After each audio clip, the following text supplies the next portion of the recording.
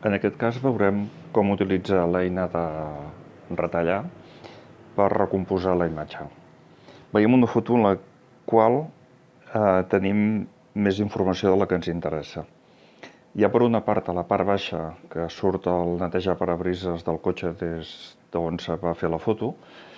Tenim molta boira per dalt i ens sobra espai a la dreta i a l'esquerra. En canvi, el centre d'interès pot estar en la maioria del cotxe i les línies de la carretera. Bé, què farem en primer lloc?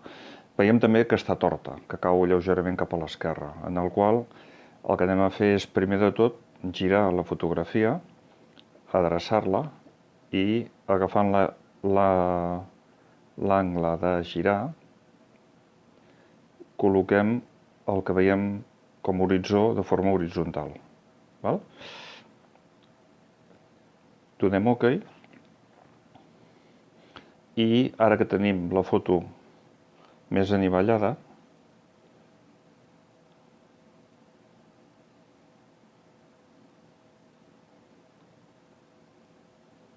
ara probablement, passem a retallar-la.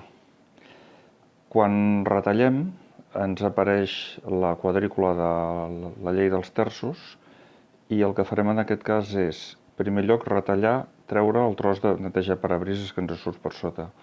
Fer coincidir l'angle de la carretera amb el final de la fotografia, de l'angle.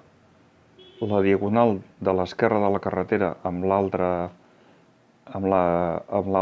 angle de la fotografia i mirem de col·locar. En aquest cas, si només ens centréssim en la llei dels terços, faríem aquesta combinació.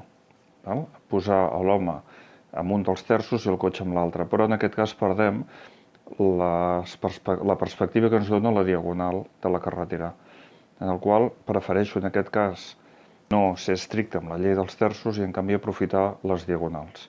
Bé, tenim la imatge girada i reenquadrada i la podem guardar.